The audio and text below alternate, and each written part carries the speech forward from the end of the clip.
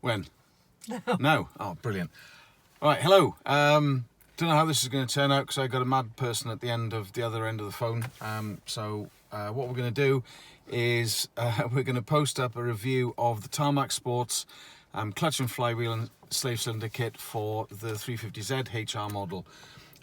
We've driven the car over from Tarmac, following my partner back, and it's amazing. But what we're going to do is just show you what it's like, review it, go for a drive, and just give some feedback, because I think the guy's done an awesome job.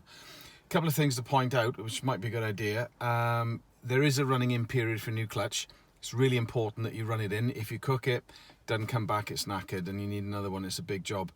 So if you set your trip meter for when you've had it done, first 250 miles, I've been told by the expert Bob over at Tarmac, take it really easy, no more than about 3,000 RPM. After 250 miles, up to 500 miles, up to 3,500 RPM, but no sending it, obviously, and then just generally breaking it in. So for that reason, I've zeroed the odometer for logging that, because 500 miles, boys, we're sending it. The other thing, this is also a good idea, I'll do a cold start in a minute, is a lot of you probably know you can set the rev indicator or the change gear indicator for different revs. So I've set mine at, I think it's 3002, so if I get carried away, which is easy because, ace car and everything, or if someone overtakes you, then you might go, oh, let's have a bit of a go. But little flashy red light reminds you that you're still running the clutch in, and don't be a dick and have to get two kits. Obviously the boys at Tarmacsportz will be happy to do that, but it's kind of a false economy. So just fire the car up, because it might be a cold start, which is always a little bit of fun.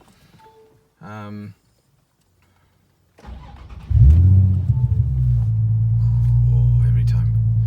Okay, so just checking the rev limit that I set. I've set it to 3,300 RPM, which you can see just down there. So obviously if the revs go up past that, it'll just give me the red light on the dash just to remind me to change gear and stop being such a dick, because it's all about taking care of this thing on the long game. Right, so first thing you notice, maybe you can see down there, probably not much, it's all dark down there. The clutch feel is so uniform. Before, the initial depression was light and then it went stiff. The clutch was originally on the vehicle, it had done 86,000, so it was clearly time for a change. It was starting to slip, especially if you're giving it some beans.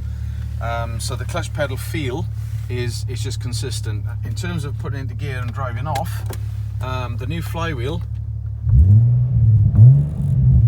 quicker to spool up because it's lighter. It's much more responsive, rather than that big wagon wheel thing that we had running at the beginning. So clutch in, slides in nice and easy, and then we just give it a go, and we're going. Now amazingly,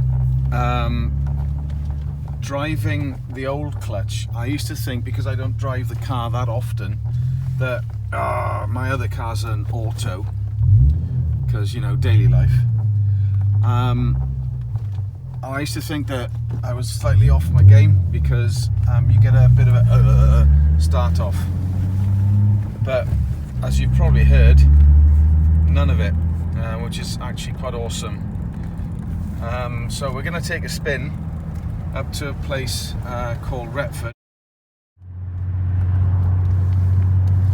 So we're going to have some seamless editing opportunities later on, because my fantastic partner at the other end of the camera is getting all stressed because we're doing something that's official. I thought it really good to start off my own channel, but by doing this, because the Z, we've had it for a year. We've put a new roof on.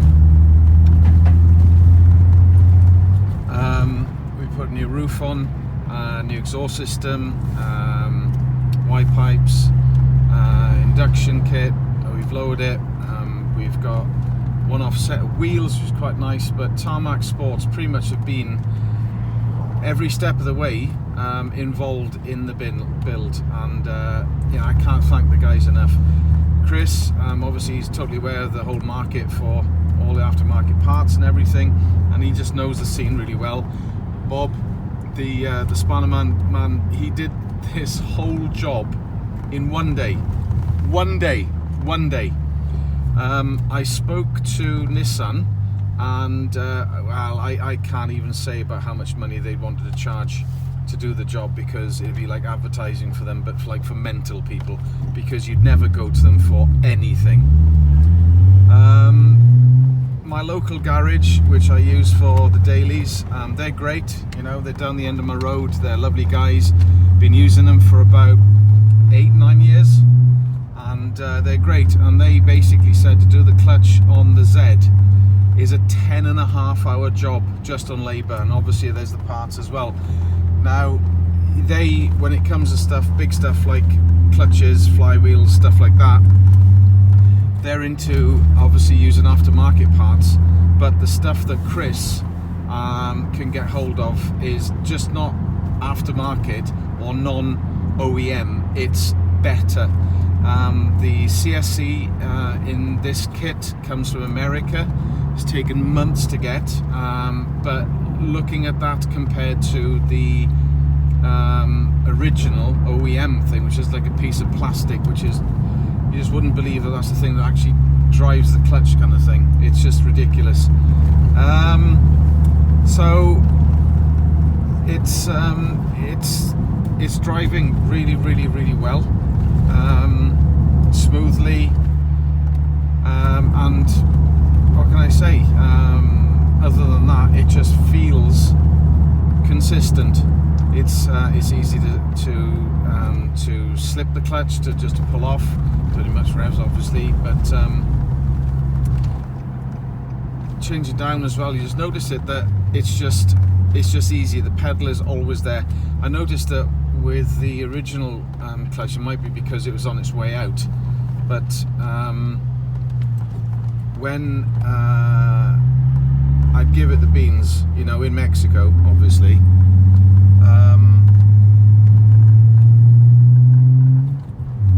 then it was variable as to where the biting point was, and also how much biting point there was. Obviously it's early days for this because so far we've done 20.5 miles, but just driving it slowly, bimbling around in traffic and stuff, it's just consistent. It's not heavy, it's smooth and consistent, and you just know that in terms of all the fluids going through all little pipes and just pushing things apart, it's just there. It's just more accurate, so better engineered, and better feeling.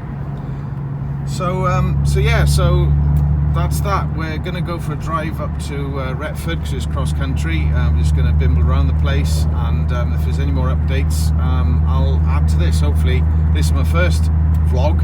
I'll be doing other stuff as well, and obviously the story of the Z getting to this point, but by far and away wouldn't have been able to do it without the guys at Tarmac. Cannot shout their praises loud enough. Guys, if you've got any car that you need anything with, they'll just help sort you out. Everything from RS boys and the Rally boys to the Evo boys, you know, all the way through to sort of exotic stuff as well. They can get hold of anything, and Bob can do pretty much anything with a spanner. The guy's a car surgeon. So shout out to you boys, look them up, they are legends. See you in a bit. Okay, a little bit further on into the journey. Basically rev matching, just getting used to the lighter flywheel, obviously spinning up a little bit quicker, just like that. But changing up, changing down, just there you go, seamless transition.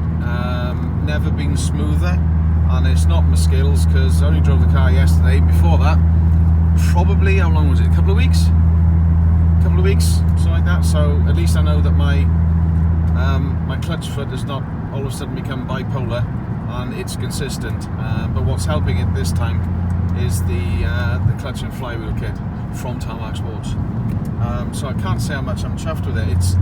It's much smoother. Pulling away, going through some traffic, it's just consistent. There's no surprise. I found with the old clutch, driving through traffic, it was inconsistent. The biting point seemed to vary, and you're trying to slip the clutch sometimes in seconds when you're rolling a little bit, and you sort of get a bit of slip, then all of a sudden you're engaged, and you'd be like, and it's like, oh, it's an on-off clutch, you know, a powerful car, race car. It's not that at all. The OEM rubbish, basically, compared to this. It's night and day. We had the car aligned, four-wheel aligned, at the beginning of the week as well, which has really helped things out. We'll do a different review on that because I got some pictures from those guys based again over in Derby. The car feels so much different with a four-wheel line. No point just doing the tracking and leaving the back because the bolt's gone stiff. If they need to get changed, again, pop down to Tarmac. The camber and toe bolts stay. The camber and toe bolts, I think they're about 35 quid a pair. Nissan, brace yourselves. Honestly, brace yourselves. Get away from small children, glass objects and animals. £200 for 4 nuts, 4 bolts and 4 washers. WTAF, Nissan. Really? Redonkulous. So we thought it pertinent to change all 4. One bolt did snap. I think that was the camber bolt.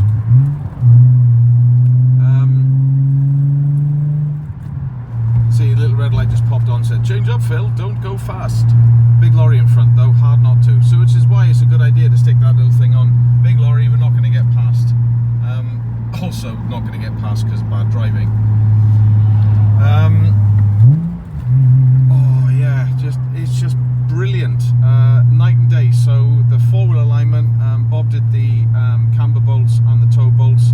Beautiful, nice shiny items, and loads of adjustment in them. And what's really interesting as well is that where you're talking camber, because if you get a car drop, the rear wheels, they sort of move upwards in that kind of path. So if you drop it like an inch, you've got more camber. It's just the way it is. But these bolts, actually, you can adjust them to get rid of that extra camber. It looks cool having the camber, but it's going to wear your tyres unevenly. It's about the actual washers and the bolt. You can actually file them out to allow a wider range of movement than the OEM ones. £200! Watch how much they cost, and they're useless. Rubbish, stick them in the bin. Useless. So again, Tarmacsportz, they're the boys. The list is endless, really. I think I'll probably end up going and reviewing everything I've had from them, but without question, always fitted with a smile, always a pleasure seeing the guys, and everything they've got does what it says on the tin 100% of the time. It's like, guys, why go anywhere else, you know? Nice. See you in a bit. 41 miles into our 500-mile odyssey, which I hope will take us to the winter and start with the season and new shows and stuff. So for those of you watching me for the first time, the beard. Now, for some people it floats boats, other people it sinks boats. Certainly my missus hates it. The reason I've got it is that she hates moustaches more than beards. So the concession was that for Movember, the month of November, for down change, every year that I am in a school, to get kids talking about it, to open up conversation, etc., I always do a Movember thing, and normally so clean shaven, and the kids go, oh, why have you got that on your face? And it's like, well, it's because of Movember. So for those of you who don't know, it's basically grow a moustache to increase awareness of like men's health problems, testicular cancer, mental health awareness as well. Prostate cancer, absolutely. My father has it, his father had it. You get checked out and stuff, and that's what it's about. It's just to increase awareness and to be a discussion point. So it might stay for a little bit because it's keeping my face nice and warm whilst riding my bike. Who knows? I think we're going to Doncaster, or we're going to Newark. Newark? Doncaster. Right, don't change. No, Newark. Newark, okay. I don't know. So Where do you want to go? Well, where we said we're going to go, Retford.